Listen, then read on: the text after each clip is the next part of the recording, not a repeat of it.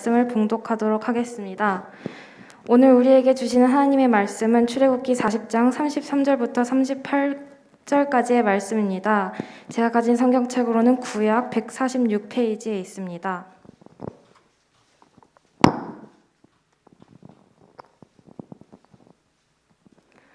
다 찾으셨으면 성경책을 가슴에 품고 다 함께 선포하도록 하겠습니다. 송림중등부 우리들의 고백. 성경은 하나님의 말씀입니다. 하나님께서는 성경을 통해 말씀하십니다. 하나님의 말씀은 살아있습니다. 하나님의 말씀은 능력이 있습니다. 하나님의 말씀은 영원합니다. 그래서 우리는 성경을 사랑합니다. 아멘. 아멘. 함께 한 절씩 교독하도록 하시겠습니다. 그는 또 성막과 제단 주위 뜰에 포장을 치고 뜰 문에 휘장을 다니라. 모세가 이같이 역사를 마치니 구름이 회막에 덮이고 여호와의 영광이 성막에 충만하매 모세가 회막에 들어갈 수 없었으니 이는 구름이 회막 위에 덮이고 여호와의 영광이 성막에 충만함이었으며 구름이 성막 위에서 떠오를 때에는 이스라엘 자손이 그 모든 행진하는 길에 앞으로 나아갔고 구름이 떠오르지 않을 때에는 떠오르는 날까지 나아가지 아니하였으며 낮에는 여호와의 구름이 성막 위에 있고 밤에는 불이 그 구름 가운데에 있음을 이스라엘의 온 족속이 그 모든 행진하는 길에서 그들의 눈으로 보았더라. 아멘. 자리에 앉으시겠습니다. 이 시간 허연 목사님께서 나오셔서 말씀 전해주시겠습니다. 네, 우리 한 번 더 우리 옆에 친구들에게 사랑하고 축복해 한번 인사해볼까요? 시작. 네, 우리가 자주 볼 수 없고 또 많은 말을 할 수 없기 때문에 이렇게 서로 축복하는 시간 또 소망의 말들을 많이 얘기해 줬으면 좋겠습니다.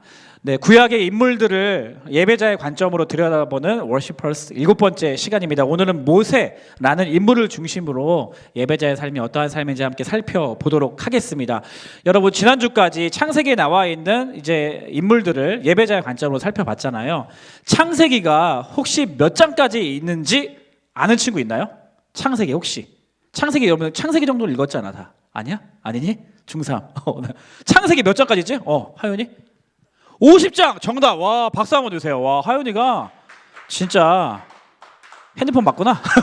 아니, 네, 창세기. 그러면 더 깊은 질문. 창세기 50장에는 어떤 내용인지 아니? 모르겠어? 알겠습니다. 네, 감사합니다. 네, 창세기 50장까지 있어. 창세기 50장까지 있고요.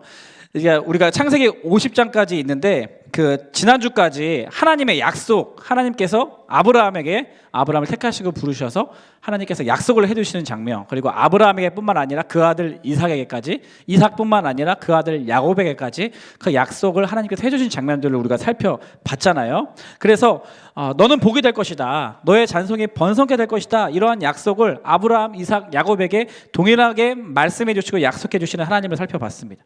그리고 이 믿음의 사람들은 이 약속을 기억하면서 하나님을 예배하는 예배자로 살아갔다라고 할 수가 있습니다. 그래서 창세기 49장에 가보면 이제 그 야곱의 아들들을 축복하는 장면이 나오죠. 그렇죠? 12아들들 1번부터 12번까지 한 명씩 이렇게 축복해주는 장면이 등장하고요. 창세기 50장, 우리 하윤이가 알려준 창세기 50장 마지막 장에는 요셉이, 그 야곱의 아들 요셉이 죽는 장면으로 창세기 이야기는 끝이 납니다. 창세기 50장 26절 말씀 같이 한번 읽어보겠습니다. 시작. 요셉이 110세의 죽음에 그들이 그의 몸에 향 재료를 넣고 애굽에서 입관하였더라. 네, 요셉이 죽었다, 특별히 애굽에 입관했다. 그것이 창세기 50장의 마지막 내용인데, 자, 창세기 다음이 출애굽기예요. 그죠? 출애굽기죠. 그 창세기와 출애굽기를 이어주는 이 장소가 바로 요셉이 죽었던 이 애굽이라는 장소입니다. 애굽이라는 장소인데, 오늘 출애굽기 1장 6절에서 8절 말씀 한번 살펴볼게요. 출애굽기 1장의 말씀에 보면 이렇게 시작을 합니다. 1장 6절 말씀이요. 요셉과 그의 모든 형제와 그 시대의 사람들은 다 죽었다. 자, 창세기의 끝이 요셉이 죽었다, 애굽에 묻혔다예요. 자, 그 출애굽기의 1장의 시작은 무슨 내용입니까? 그 창세기 내용을 이어받는 거죠. 요셉이 다 죽었어요. 그리고 요셉뿐만 아니라 그의 형제와 그 시대 사람들은 다 죽었다는 것을 이야기합니다. 시간이 많이 지났다는 이야기예요. 자, 그리고 7절 말씀에 보니까 함께 읽어볼까요? 시작. 이스라엘 자손은 생육하고 불어나 번성하고 매우 강하여 온 땅에 가득하게 되었더라. 그 사이에 이스라엘 자손은 생육하고 번성했대요. 온 땅에 충만했대요. 하나님께서 아브라함, 자녀가 없었던 아브라함에게 하나님께서 약속해 주신 그 약속이 창세기 전체 또 구약 전체 안에 흘러가고 있음을, 성취되고 있음을 성경은 이야기해 주고 있습니다. 자, 그런데 8절 말씀에, 그 다음 구절 8절 말씀에 보니까 그 당시 애굽의 정치적 상황이 나옵니다. 8절 같이 읽어볼게요. 시작. 요셉을 알지 못하는 새 왕이 일어나 애굽을 다스리더니, 요셉을 알지 못하는 새 왕이라는 사람이 등장합니다. 이 새 왕은 누구게요? 누구죠? 자, 바로 누구죠? 바로 왕입니다. 바로 왕. 미안해요. 중3 친구들 수준이 높은데 제가 이런 아재 개그에서 미안합니다. 네, 아무튼 바로 왕이에요. 바로 왕. 이스라엘 백성들이 아브라함에게 약속하신 대로 이제는 생육하고 번성해서 온 땅에 충만하게 되었지만 그것을 싫어하고 불편해하는 사람이 있었으니 그 사람의 이름이 바로 왕이었습니다. 이 바로 왕은 이스라엘 자손이 점점 번성하게 되는 것을 보니 자기 나라보다 강해질 것 같은 위협으로 다가왔어요. 그래서 전쟁이 일어나면 우리 대적과 함께 힘을 합쳐서 우리를 공격하고 우리를 쳐부수고 이 애굽을 떠나갈 것이다 라는 두려움을 가지게 됩니다. 그래서 원래 힘과 권력을 가진 사람들 내면 깊숙한 곳에는 두려움이 자리 잡고 있는 것이죠. 왜냐하면 내가 지금 누리고 있고 내가 사용하고 있는 이 힘과 권력이 언제 빼앗길지 모른다는 불안감과 염려를 가지고 사는 것이죠. 그렇죠? 1등하는 친구들 많이 스트레스 많이 받아 하잖아요. 그렇죠? 1등하는 친구들 공감이 안 되죠? 네. 그래서 이스라엘 백성들에게 이 바로 왕이 강제 노동을 시켜요. 네, 힘으로 권세로 짓누르려고 합니다. 억압하는 것이죠. 몸의 억압을 통해 이들의 마음도 억압시키고 또 이들의 정체성도 빼앗으려는 그러한 의도를 가지고 바로 왕이 이스라엘 백성들에게 힘든 노동을 시킵니다. 그것은 곧 하나님의 뜻과 반대되는, 충돌되는 삶의 태도였다고 볼 수 있습니다. 물론 하나님의 뜻에 반대편에 설 수 있어요. 그것은 바로의 자유였습니다. 하지만 하나님의 반대편에 선다고 해서 하나님의 뜻을 막을 수 있다는 뜻은 아닌 것이죠. 성경은 계속해서 무엇을 이야기해주고 있느냐? 하나님께서 반드시 약속하신 것은 이루시는 분이시라는 거예요. 하나님께서는 계획하신 대로 하나님의 뜻 가운데로 하나님께서 인도하신다, 그런 분이시다 라는 것을 우리에게 알려주고 있죠. 그래서 그 뜻을 이루기 위해서 비록 바로 왕이 하나님의 뜻을 가로막으려고 서 있지만 하나님께서는 하나님의 뜻을 이루기 위해서 하나님의 사람을 택하시고 불러주시는 거예요. 그래서 출애굽기에 등장하는 믿음의 사람, 예배자, 그 이름이 바로 모세였습니다. 모세. 오늘 이 출애굽기 말씀을 통해서 하나님께서 모세를 통해 하시고자 하시는 일은 무엇이었는지, 하나님께서 왜 모세를 부르시고 세워주셨는지 그 내용들을 좀 살펴보면 좋겠습니다. 하나님께서 모세를 왜 부르셨는가? 첫 번째로는요, 바로 출애굽 시키기 위해서였습니다. 이스라엘 백성들을 애굽으로부터 탈출시키기 위해서 모세를 부르시고 세우셨습니다. 출애굽은 이스라엘 백성들에게는 한마디로 정리하면 구원자 하나님을 경험하는 사건이었죠. 구원자 하나님을 경험하는 사건. 이 모세라는 사람의 출생 스토리를 살펴보면 여러분, 모세라는 사람의 이 출생 스토리 자체가 이 죽음으로부터 구원받은 인생이었어요. 여러분 잘 아시죠? 네, 모든 태어난 남자 아이들을 다 살해하라라는 칙령을 받고 모든 아이들이 다 죽어가고 있는 그 상황 속에서 모세도 원래는 죽었어야 했는데 그 죽음을 면하고 나일강 강가에 버림받아서 생명을 유지했던 사람이었어요. 버림 가운데 건진받은 인생이었습니다. 죽음 가운데 구원받은 인생이었어요. 그래서 모세라는 이름의 뜻은 구하다, 들어올리다 라는 의미가 있습니다. 이러한 출생의 스토리를 가진 모세를 놀랍게도 하나님은요, 당신의 백성들을 구원하는 지도자로 세워주셨다는 겁니다. 우리가 이걸 통해서 무엇을 할 수 있습니까? 내가 지금 겪고 있는 어려움들, 하나님께서는 그 어려움들을 통해서 하나님은 하나님의 역사를 이루어 가실 수 있는 분이시라는 거예요. 내가 지금 관계의 어려움을 겪고 있습니까? 그럼 나중에 관계의 어려움을 겪고 있는 그 친구들에게 나를 사용하실 수 있는 분이시라는 거예요. 내가 지금 진로 때문에 씨름하고 있습니까? 앞길이 보이지 않아서 지금 너무 힘들어하고 있는 상황 가운데 있습니까? 막막합니까? 나중에 훗날에 이 시간을 통과하면 미래에 진로를 위해서 또 앞날을 위해서 걱정하고 두려움에 사로잡혀 있는 친구들, 후배들에게 나를 하나님께서 사용하실 수 있다라는 것이죠. 내가 지금 마음이 아픈 상황 가운데 있습니까? 그러면 훗날에 마음이 아픈 사람들에게 나의 이런 경험과 나의 삶을 통해서 하나님은 그 사람을 치유하시고 위로하시는 도구로 나를 사용하실 수 있는 분이 우리 하나님이시라는 거예요. 물에서 건진받은 모세, 죽음에서 구원받은 이 모세, 이 스토리를 가지고 있는 모세를 통해서 이스라엘 백성들을 구원해 내십니다. 그래서 하나님께서는 바로 왕에게 직접 말씀하시지 않고 모세를 통해서 말씀하시는 방법을 선택하시는 것이죠. 그래서 모세가 당황스러워해요. 하나님, 하나님이 직접 말씀하시면 되는데 왜 나를 통해서 말씀하려고 해요? 제 말 안 들을 거예요. 저 죽으면 어떻게 무서워요. 이런 설득의 과정을 통해서 결국은 모세가 바로 왕에게 가서 하나님의 말씀을 전하는 사명의 삶을 살아가게 되죠. 그리고 바로 왕이 계속 말을 듣지 않자 어떻게 하십니까? 계속 말을 들을 때까지 재앙을 내리세요. 그리고 마침내 10가지 재앙이 끝나고 나서 출애굽 이스라엘 백성들을 탈출시키십니다. 우리 이 스토리를 통해서 태어날 때부터 버림과 죽음 사이에서 간신히 생명을 유지했던 이 아이를 이스라엘 백성을 구원하시는데 사용하시는 그 하나님이 저와 여러분들의 하나님이라는 사실을 기억하기를 원하신다는 것입니다. 여러분들이 지금 좀 못하는 게 있다고, 여러분들이 좀 지금 연약한 것이 있다고 너무 주눅들지 마세요. 하나님은요, 우리가 믿는 하나님은 그 연약함이라고 생각하는 것까지도 사용하셔서 놀랍게 우리를 하나님을 드러내는 도구로 사용하시는 분이시라는 사실입니다. 키 작다고 주눅들지 마세요. 현아. 네, 죄송합니다. 네. 그런가 하면 두 번째, 하나님께서 모세를 부르신 이유는 십계명을 주시기 위해서였습니다. 십계명은요, 이스라엘 백성들에게는 새로운 정체성과 같은 의미를 가지고 있어요. 자, 이제는 바로 왕의 말을 듣는 자들이 아니라 하나님의 말씀을 따라 살도록 하시는 것이죠. 이제는 네가 노예로 억압받는 인생으로 사는 것이 아니라 하나님의 자녀로 살아가기를 원하신다는 겁니다. 그래서 십계명은 새로운 정체성과 같은 의미를 가지고 있습니다. 하나님의 백성이라는 이런 표시인 거죠. 증표인 겁니다. 그래서 출애굽기 19장, 24장, 34장에 보면 모세가 하나님 시내산에 올라가요. 그리고 시내산에 올라가서 하나님 앞에 이 율법과 십계명을 받는 장면이 나오죠. 시내산에 처음 오르고 있는 모세에게 하나님께서 이렇게 말씀하십니다. 출애굽기 19장 5절 6절인데요. 세계가 다 내게 속하였나니 너희가 내 말을 잘 듣고 내 언약을 지키면 너희는 모든 민족 중에서 내 소유가 되겠고 너희가 내게 대하여 제사장 나라가 되며 거룩한 백성이 되리라. 너는 이 말을 이스라엘 자손에게 전할지니라.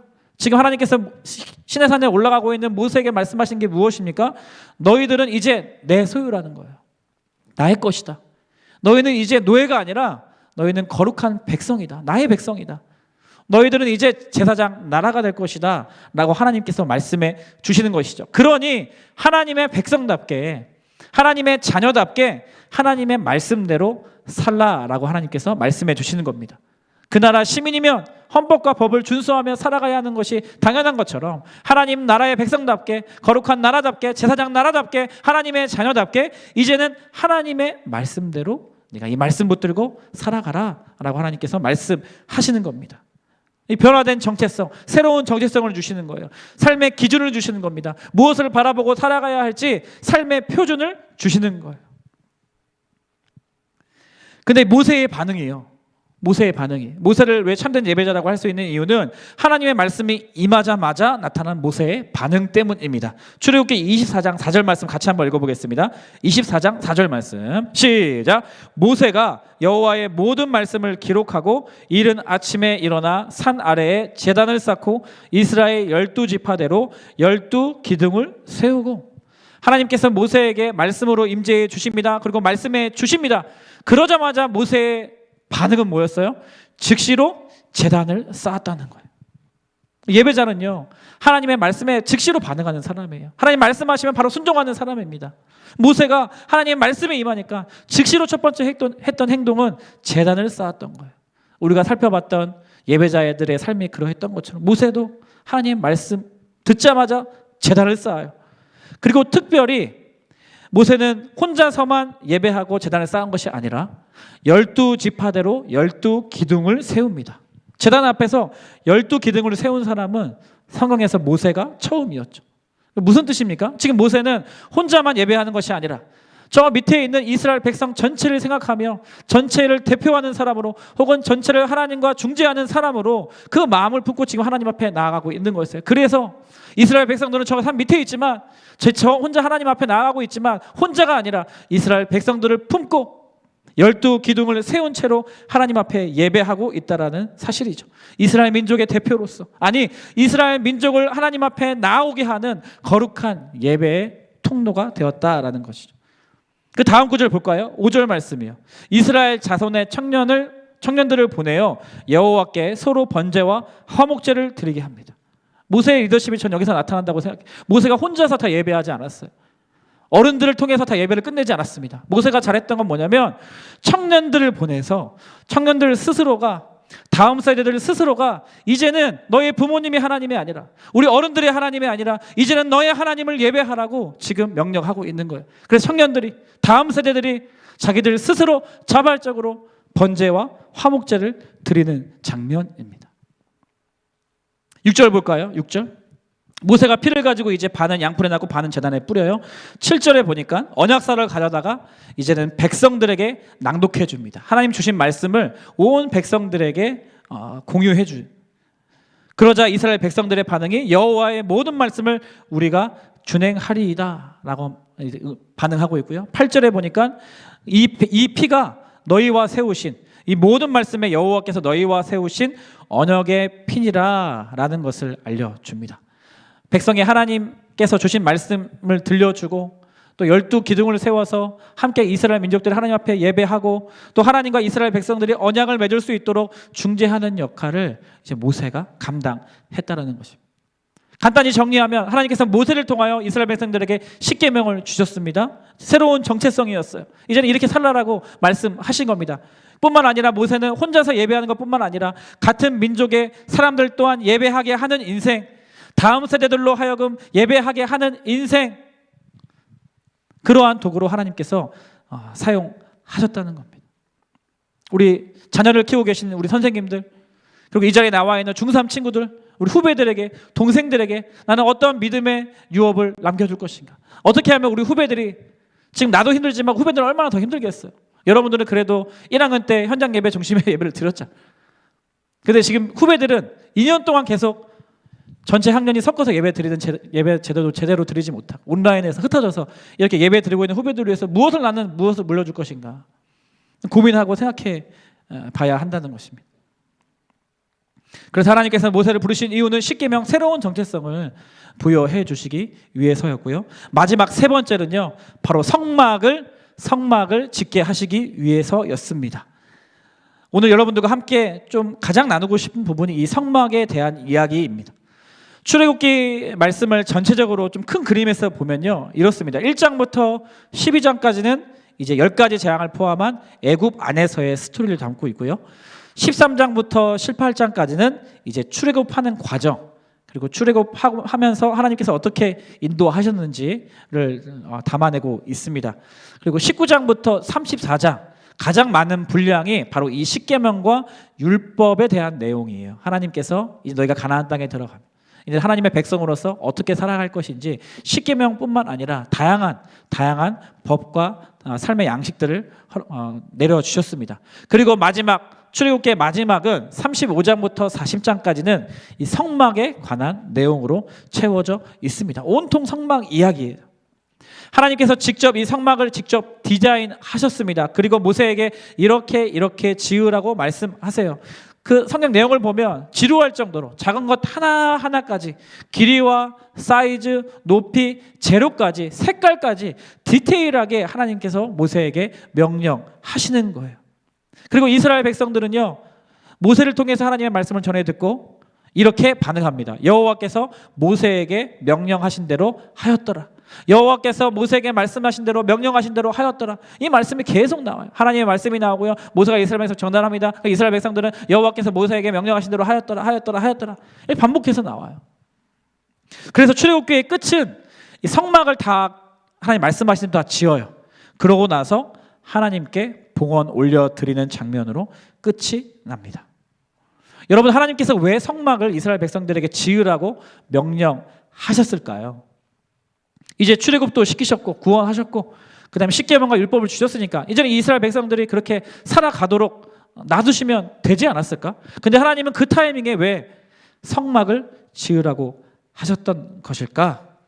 이러한 질문을 한번 던져보고 싶습니다. 성막은 이스라엘 백성들의 진영 한복판 가운데 세워지거든요. 한 가운데 만들어지거든요. 그리고 하나님께서 거기에 임재하시겠다고 약속해 주셨거든요. 무슨 뜻인가요? 무슨 뜻일까요? 하나님 왜 그렇게 성막을 지으라고 하셨을까요? 제가 이번 주 돌아오는 이제 목요일 날 이사를 갑니다. 이사를 갑니다. 지금은 제가 서울 시민입니다.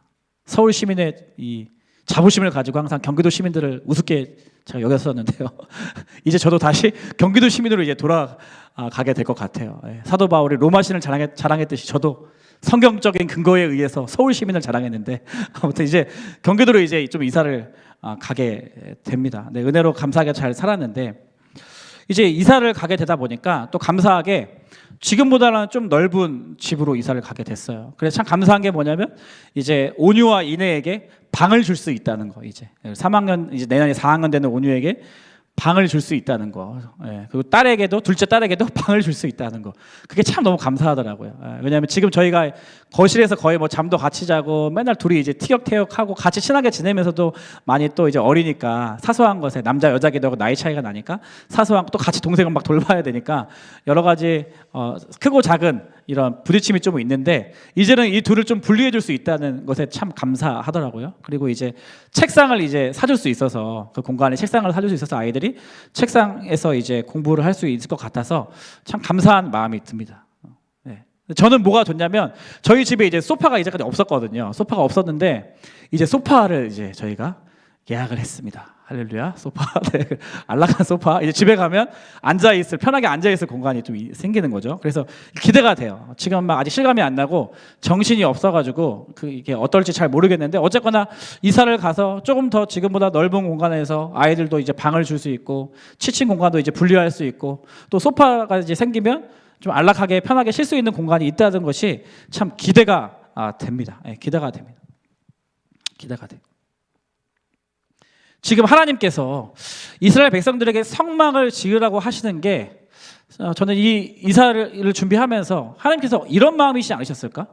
그러니까 지금 우리가 구약 성경을 보면은 율법을 하나님께서 명령하시고 이스라엘 백성들은 억지로 꾸역꾸역 마음의 자원과 상관없이 막 그 말씀 안 들으면 막 죽을 것 같으니까 하나님 말씀 순종하지 않으면 시험 못 볼 것 같으니까 내 인생 망할 것 같으니까 억지로 무서워서 막 꾸역꾸역 지금 그 순종하면서 성막을 지어가고 있는 그러한 모습이 아니라 하나님께서는 성막을 지으라는 하나님께서는 지금 나랑 같이 살자.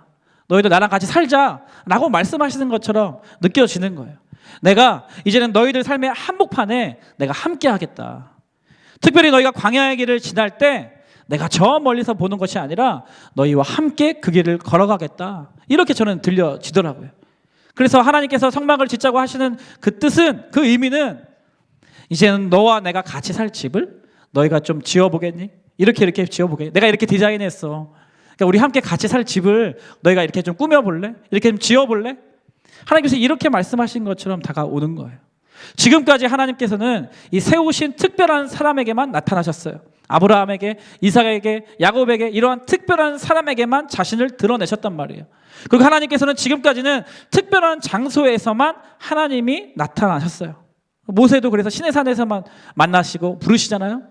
근데 이제는 성막을 지으라고 말씀하시는 이유는 뭐냐면 성막을 지으라고 말씀하실 때 하나님의 마음의 동기는 무엇이냐면 이제는 너희들의 삶의 현장 가운데 내가 함께 하겠다라고 말씀해 주시는 거예요.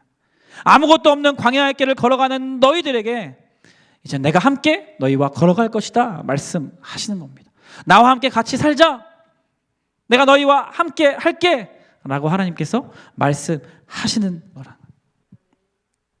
지난주에 참 저에게는 좀 개인적으로 좀 신기한 일이 있었습니다. 지난주에 어떤 일이 있었냐면 일부 예배 끝나고 나서 한 친구가 갑자기 멈출 수 없는 울음을 막 큰 소리로 터뜨려서 여기 있는 스텝 선생님이 처음에 좀 놀랐어요. 이제 한 3분의 2 정도 다 가고 나서 한 친구가 이제 갈 때가 됐는데 갑자기 막 막 이렇게 막 계속 우는 거예요. 그래서 저도 저쪽에 있다가 너무 놀래가지고 무슨 일인지 해서 무슨 일이야 왜 그래 하니까 뭐 제가 질문을 해도 대답도 안 해요. 그냥 막 계속 막 너무 서럽게 막 우는 거예요. 그래서 너무 힘든 일이 있나 보다, 슬픈 일이 있나 보다, 뭔가 성령께서 하시고자 하시는 일이 있나 보다 해서 그 친구가 계속 이제 울음이 멈출 때까지, 근데 5분이면 좀 멈출 줄 알았더니 한 20분 정도 되도록 계속 울음을 멈추지 않는 거예요. 스텝 선생님. 네. 그래서 이제 계속 기다려줬습니다. 계속 기다려주고 그 친구 또 위로해주고 왜 그러니? 라고 물으면서 같이 이야기하면서 또 기도해주고 집에 보냈거든요. 1부 때 그런 일이 있었는데 지난주 2부 예배 끝나고 2부 예배 끝나니까 또 한 친구가 요즘 뭐 인사하고 잘가 인사하고 이제 혹시 뭐 요즘 힘든 거 없니? 이렇게 어떻게 보면 형식적인 질문일 수 있잖아요. 힘든 일 없니? 이렇게 물었는데 그 친구가 갑자기 그 질문에 대답을 하려고 하면서 대답을 못하고 갑자기 또 울음을 뻥 터뜨리는 거예요. 그 친구 얼굴 막 가리면서 또 막 소리내서 우는 거예요. 그래서 오늘 날인가 보다 싶어가지고 그 친구 앉혀서 또 울 때까지 또 다 울 때까지 기다려주고 울어도 괜찮다고, 괜찮아, 울어도 돼. 그런 좀 특별한 경험을 했습니다. 그리고 이제 1부에 울었던 그 친구랑 이번 주 또 2부에 울었던 그 친구랑 이번 주 연락하면서 그 친구에게 제가 해줬던 말이 울어도 돼. 울고 싶을 때 교회 와서 울어. 뭐 집에서 울어도 되는데 특별히 울고 싶을 때 교회 와서 마음껏 울어라. 교회는 네가 마음껏 울 수 있는 곳이야 라고 이렇게 이야기를 해주니까 알겠어요. 교회 가서 울게요. 이렇게 댓글을 달아줬는데요.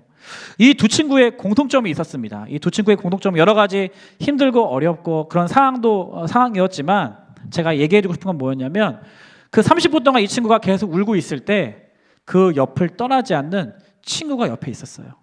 1부 친구도 마찬가지였고 2부 친구도 마찬가지였고 옆에서 뭐가 힘든지 또 그 친구가 울음이 멈출 때까지 기다려주고 또 인내해주고 또 무엇이 힘든지 같이 들어주고 쓰담쓰담 해주고 손잡아주는 그런 시간과 마음을 들여서 그 친구의 지금 힘든 마음을 토닥여주는 그런 친구가 있었다는 겁니다. 그 울었던 두 친구들에게 꼭 이야기해주고 싶어요. 저번 주에 네가 그때 울고 있을 때 하나님께서 너에게 무엇을 가르치고 싶었는지 목사님이 보기에는 그 중에 하나가 있다면 너 그때 옆에서 오열할 때 옆에 함께 해줬던 친구를 통해서 하나님이 너와 함께 하신다는 것을 가르쳐주고 싶었던 것 같아 라고 이렇게 이야기해주고 싶습니다. 그래서 같이 다 뭐 이렇게 기도해주고 축복해주고 다 보냈거든요. 그러니까 너희들만 그런 줄 알았더니 너희들만 그런 게 아니라 또 이번 주 중에는 한 선생님이 또 카톡이 오셔가지고 갑자기 주일 예배하고 기도하는 시간에 그렇게 눈물이 많이 났다는 거예요. 제가 그 은혜를 나눠주시더라고요. 그래서 제가 물어봤어요. 어떤 말씀 때문에 은혜를 받았냐 하니까 모르시더라고요. 기억이 안 난다고 하시더라고요. 그냥 울었대요. 하도 울어서.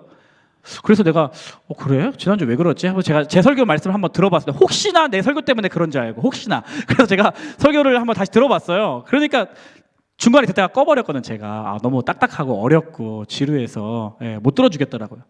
그러니까 지난주에 제가 다시 돌아보는 것은 성령께서 하나님께서 그 친구와 함께 하고 싶으셨구나. 그 선생님과 함께 하고 싶으셨구나. 그래서 마음을 열고 하나님 앞에 나아가는 하나님의 백성들에게 하나님은 그 눈물을 닦아주시고 마음을 위로해 주시고 치유해 주시고 내가 너와 함께 하고 있단다 딸아. 내가 너와 함께 하고 있단다 아들아. 이렇게 말씀해 주고 싶어 하셨구나 라는 그러한 생각을 하게 되었습니다.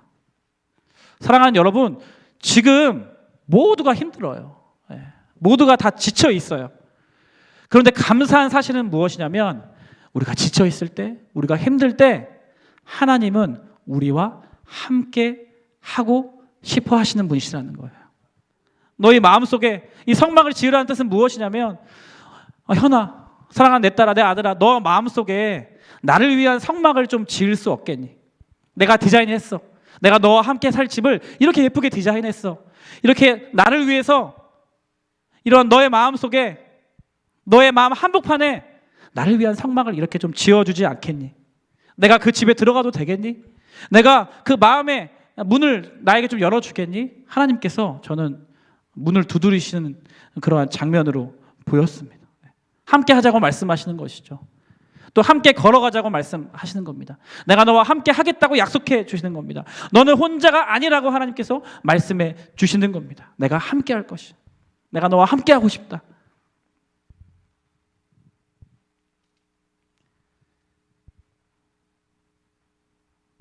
그래서 우리 예수님께서 그 높은 영광과 하늘 보좌를 버리시고 우리에게 찾아오셨잖아요. 출애굽기 말씀을 묵상을 하는데 그 예수님이 보이더라고요. 그 예수님이 생각나더라고요. 이 하나님이 이 예수님이시구나. 우리에게 낮은 곳으로 내려오신 그 하나님, 하늘 영광 보좌를 다 버리시고 우리와 함께하고 싶으셔서, 광야의 길을 걸어가는 인생 혼자 내버려 두고 싶지 않으셔서, 어디로 가야 할지 길을 헤매고 있는 나의 사랑하는 아들, 딸들 그냥 멀리서 지켜보시는 것이 아니라 이제는 그 삶의 현장 가운데 찾아오셔서 함께 손잡고 함께 그 광야의 길을 걸어가고 함께 그 힘든 여정을 함께 하시고 싶으셔서 예수님께서 우리에게 찾아오셨구나. 우리 함께 이 찬양 같이 불러봤으면 좋겠습니다. 낮은 곳으로 이 땅에 내려오신 그 하나님을 찬양하는 찬양인데, 시간을 뚫고라는 곡이에요. 여러분, 우리는 시간도 제약이 있고 공간도 제약이 있고 얼마나 연약한 존재인지 모릅니다. 장애물이 눈앞에 맞닥뜨려지면 우리는 넘어갈 수 없을 것 같은 두려움에 사로잡힌 연약한 인간이에요. 하지만 시간도 공간도 그 어떤 장애물들도 우리와 함께 하시기 원하시는 그 하나님을 막을 수 없는 줄 믿습니다. 그 모든 것을 뚫고 그 모든 장애물들을 뚫어내시고 우리에게 찾아오신 하나님, 그 하나님이 저와 여러분의 하나님이신 줄 믿습니다. 오늘 이 시간에도 온라인으로 또 현장에서 예배드리고 있는 한 사람 한 사람을 주목하시고 찾아가기 원하시고 함께 하시겠다고 약속하시는 그 하나님 바라보며 이렇게 고백하면 좋겠습니다. 함께 찬양해 볼까요? 당신은 시간을 뚫고, 당신은 시간을 뚫고 이 땅 가운데 오셨네. 우리 없는 하늘 원치 않아 우리 삶에 오셨네. 자신의 편안 버리고 우리에게 평안 주셨네. 가장 낮은 자의 모습으로 우리 삶에 오셨네. 하나님 우리와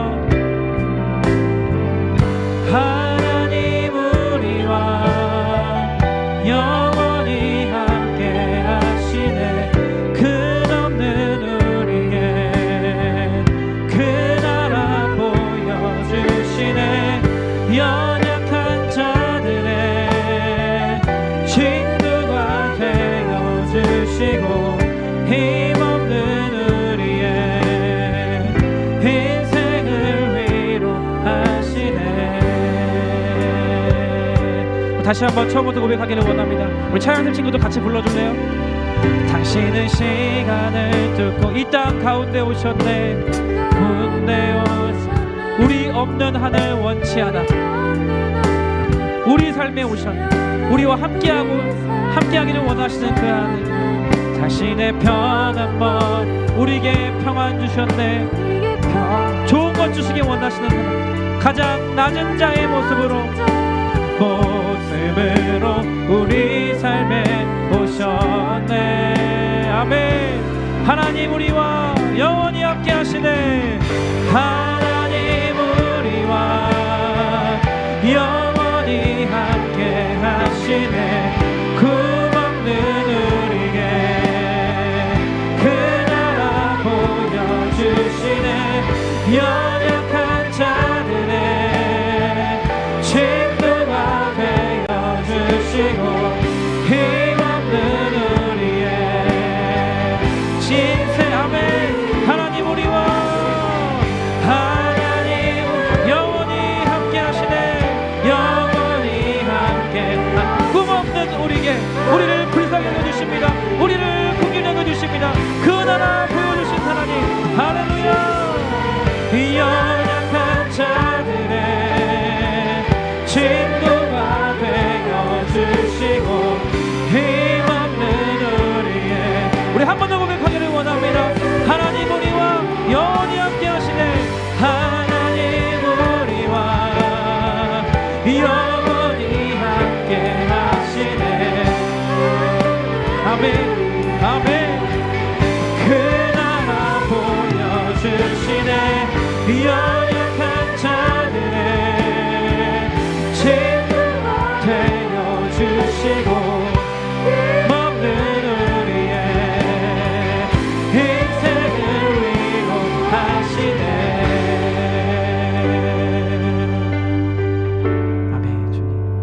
사랑하는 여러분, 이 시간 두 눈을 감고 우리 좋으신 하나님을 생각하며 기도하면 좋겠습니다.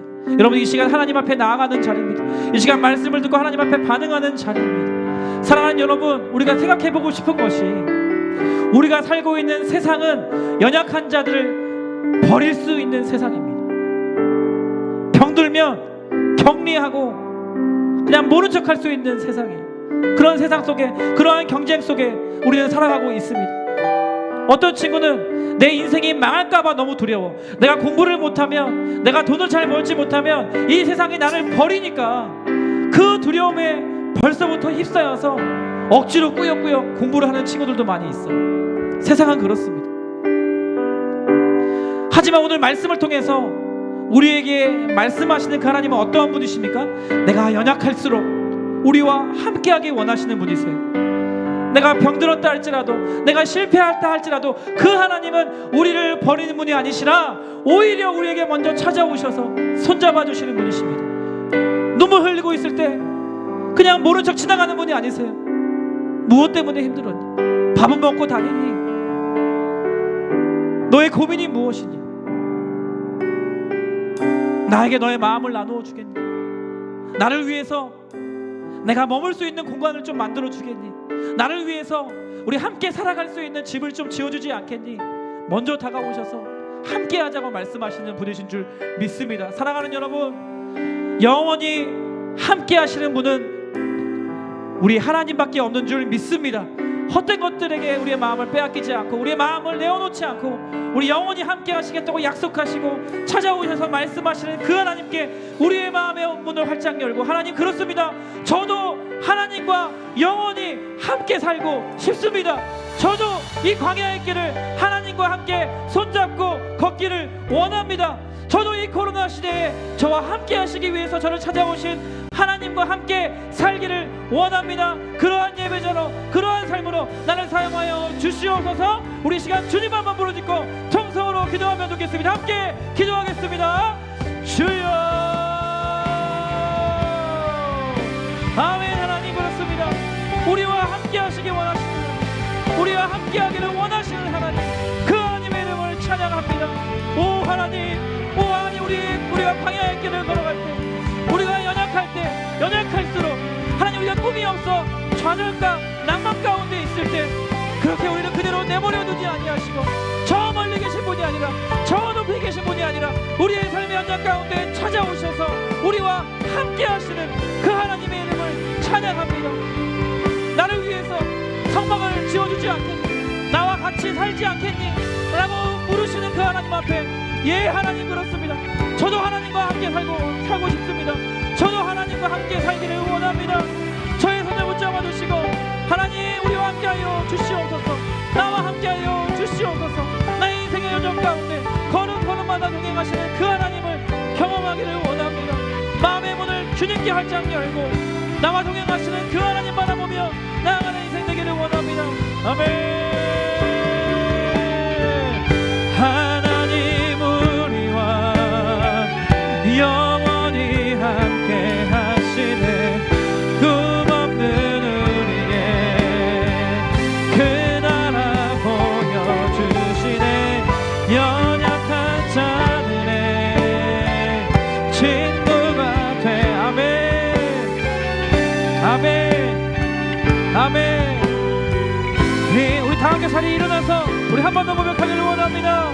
하나님 우리와 영원히 함께 하시네. 아멘. 꿈없는 우리에게 그 나라 보여주십니다. 그 나라 보여. 연약한 자들의, 다른 친구들은 다 떠나가도 우리의 친구가 되어주시는 그 하나님.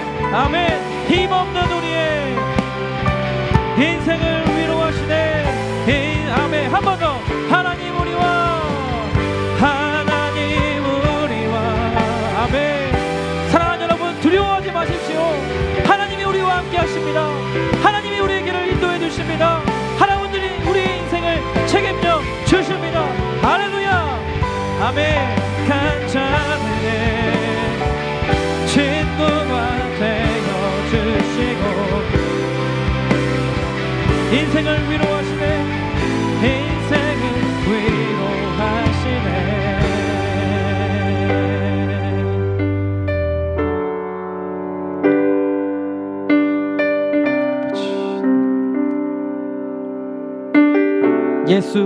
이곳에 예수 이곳에 우리와 함께 영원히 예수 이곳에 우리와 함께 영원히 구주님 찬양합니다. 예수 이곳에 우리와 함께 영원히 예수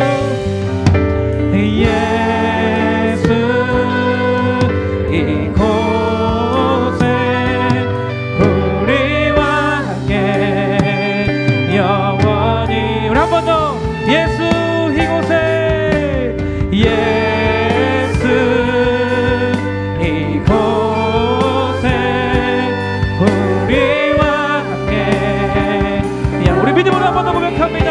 예수 이곳에 예수 이곳에 우리와 함께 아멘 아멘 하나님 우리와 영원히 함께 하시니 하나님 우리와 영원히 함께 하시니 금없는 그 나라 보여주시네 아멘 소망의 하나님 연약한 자들의 친구가 돼 힘없는 우리에게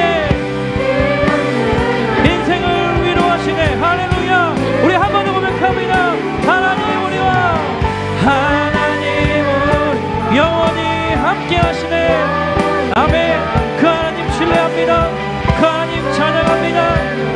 아멘 아멘 그 나라 보여주시네 연약한 자들의 친구가 되어주시고 아멘 아멘 인생을 위로하시네 하나님 우리와 영원히 함께 하시네 꿈없는 우리의 힘을 보여주시네 연약한 자들의 친구가 되어주시고 힘없는 우리의 인생을 위로하시네 아멘 하나님 감사합니다. 우리가 연약할수록 또 우리가 마음이 병들수록 또 우리가 위축될수록 또 우리가 갈 길을 알지 못해 헤매고 있을 때일수록 우리를 모른 척 하시는 분이 아니시라 저 멀리서만 저 높은 곳에서만 지켜보는 분이 아니시라 우리의 삶의 현장 가운데 찾아오셔서 우리의 눈물을 닦아주시고 우리의 마음을 만져주시며 우리의 눈을 밝혀주실 뿐만 아니라 광야의 길을 걸어가는 그 인생길 그 두렵고 막막한 인생길 우리의 손을 붙잡아 주시고 함께 걸어가는 분이셔서 감사합니다. 우리가 두려워하지 않을 수 있는 이유는 그 하나님이 우리와 영원히 함께 하시는 분이시기 때문인 줄 믿사오니 각자의 삶의 현장 가운데서 어려움이 찾아올수록 염려가 찾아올수록 앞길이 막막하여서 너무나 답답한 상황이 찾아올수록 두려워하지 아니하고 그 우리와 함께 하시는 하나님과 함께 살 집을 짓고 함께 손잡고 걸어가는 예배자들로 우리 친구들 선생님들 사용하여 주옵소서.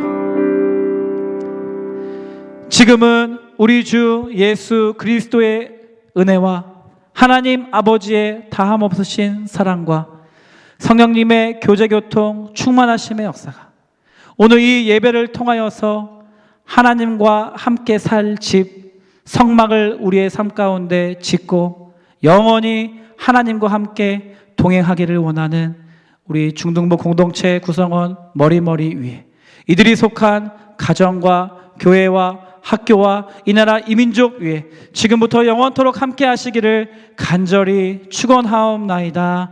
아멘.